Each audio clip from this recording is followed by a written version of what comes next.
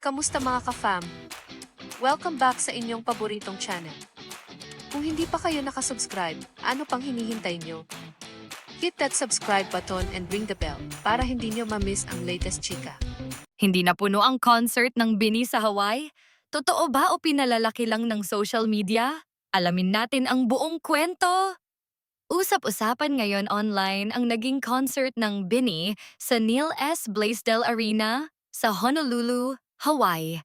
Matapos mapansin ng netizens ang maraming bakanting upuan sa venue, ang arena ay may seating capacity na humigit kumulang 7,700 at ayon sa mga kumakalat na ulat sa social media, tinatayang 66% lang umano ang na-occupy. Mas napansin pa ito ng kantahan ng Bini ng Happy Birthday na si Bretman Rock, kung saan kitang-kita sa ilang fan videos ang mga bakanteng seats. May concert pala ang Bini sa Hawaii at ang daming vacant seat.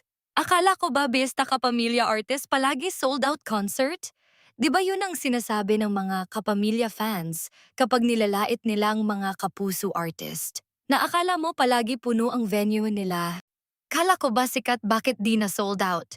Tanong lang po, maraming Pinoy sa Hawaii. May mga chismis pa ngang nagkaroon umano ng ticket promotions bago ang concert, pero wala pang opisyal na pahayag na nagpapatunay sa mga kumakalat na haka-haka. Imagine nagpa-buy one get one ticket pa yan. Nagpa-buy one take one and 50% off pa yan sila, ha. Pero teka lang, hindi ibig sabihin nito na flop agad ang event. Marami pa ring fans ang nagsasabing malaking achievement pa rin ito para sa isang Filipino girl group na makapagdaos ng concert sa naturang venue sa Amerika. Mapuno man nila o hindi, as long as may nanonood sa kanila, proud sila kaya mahal na mahal natin sila. Malaki pala venue, paldo pa rin kahit di sold out. Congrats, Bini! Ngayon lahat ng mata ay nakatutok sa mga susunod na US shows ng Bini. Sa tingin nyo mapupuno kaya nila ang mga susunod na venues? Comment your thoughts below. Huwag kalimutan mag-like, subscribe, and hit the bell for more updates. Kita-kits ulit sa next video, mga ka-fam.